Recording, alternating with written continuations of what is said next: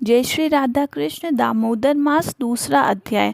श्री कृष्ण भगवान बोले, जब गुणवंती अपने पिता और पति का वध दैत्य द्वारा सुनकर रोने लगी, हे पिता, हे नाथ, आप मुझे छोड़कर कहाँ चले गए? हे स्वामी, आपके बिना मैं कहाँ कहाँ जाऊँ, क्या करूँ? मेरा भरण पोषण कौन करेगा? कौन खाने पीने को देगा? और मैं काम काज में भी चतुर नहीं हूँ। तुम्हारे बिना अनाथ हूँ। अब मैं किसकी शरण लूँ? मैं विधवा हो गई हूँ। विधाता का मेरे ऊपर कोप हुआ है। मैं कैसे जिंदा रहूं? श्री कृष्ण बोले। इस तरह विलाप करती हुई केले के पत्ते के समान कांपती हुई गिर पड़ी। थोड़ी देर में सावधान होकर फिर विलाप करने लगे। शोक समुद्र में डूबने लगी। उस गुणवंती ने घर का सब माल बेचकर शास्त्र के अनुसार बहुत सावधानी के साथ अपने पति तथा पिता की क्रिया की और उसी शहर में विष्णु भगवान की भक्ति में तत्पर होकर शुद्ध शांति के साथ रहने लगी और अपने आजीवन तक एकादशी का व्रत और कार्तिक मास के व्रत आदि करती रही। हे कांते, ये दोनों व्रत मुझे अत्यंत प्रिय है। इन व्रतों के कारण से मोक्ष की प्राप्ति होती है, पुत्र और घर की प्राप्ति होती है। कार्तिक मास की तुला राशि पर सूर्य के आगमन के समय जो प्रातःकाल स्नान करे वे महापापी भी भक्ति को प्राप्त होते हैं।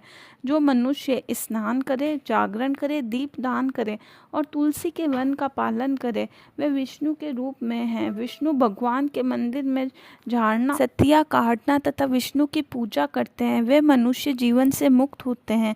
इस प्रकार कार्तिक में जो मनुष्य 3 दिन भी इन नियमों का पालन करते हैं वे देवताओं के समान पूज्य होते हैं। फिर जो जीवन भर इनका पालन करते हैं उनकी समानता कहाँ हो सकती है? सो वह गुणवंती हर वर्ष कार्तिक के व्रत व भक्ति पूर्वक विष्णु भगवान का नित्य प्रति पूजन करने लगी। वह वृद्ध अवस्था में ज्वर से पीड़ित होने पर भी गंगा स्नान करने गई। जैसे ही गुणवंती जल में घुसी, जाड़े से थर थर कांपने लगी। तैसे ही उसने आकाश से आते हुए एक विमान को देखा। शंख, चक्र, गदा, पद्म आदि अनेकों शस्त्रों से युक्त विष्णु के समान स्वरूप वाले पार्षद गरुड़ ध्वजा व सुंदर अप्सराओं से युक्त विमानों में बैठकर गुणवंती को बैकुंठ ले गए और प्रदीप अग्नि के समान कांतिमान गुणवंती कार्तिक व्रत के प्रभाव से विमान में बैठकर मेरे पास आ गई। जब ब्रह्मादि देवताओं की प्रार्थना से मैं पृथ्वी पर अवतरित हुआ तब वे गुण भी मेरे साथ आए। सो हे कामिनी, वे सब मेरे ये यादव हैं और तुम्हारे पिता देव शर्मा इस जन्म में सत्राजित हुए और तुम्हारा पति चंद्र शर्मा अक्रूर हुआ। हे कांते, तुम वह गुणवंती हो और कार्तिक स्नान के प्रभाव से ही तुम्हें मुझे अति प्रिय हो। तुमने मेरे मंदिर के सामने तुलसी का बगीचा लगाया, सो ये कल्प वृक्ष तुम्हारे आंगन में है। कार्तिक मास के दीपदान के प्रभाव से तुम्हारे देह व घर में लक्ष्मी स्थिर है और संपूर्ण व्रत आदि प्रेम से विष्णु भगवान को अर्पण किए, सो तुम मेरी पत्नी हुई।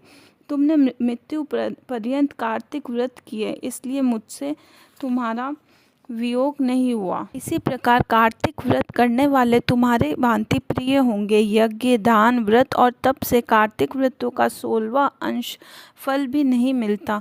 सुत जी बोले, सत्यभामा जी पूर्व जन्म में वृत्तांत जानकर अति प्रसन्न हुई और भगवान कृष्ण को नमस्कार करने लगी। प्रेम ही एक ऐसी कुंजी है कि हम श्री कृष्ण भगवान की कृपा पा सकते हैं। हम श्री हरि विष्णु की शरण में जा सकते हैं।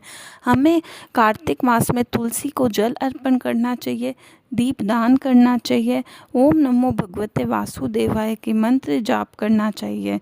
रोज सुबह उठकर एक माला मंत्र जाप करना चाहिए। राधे राधे। जय श्री कृष्णा।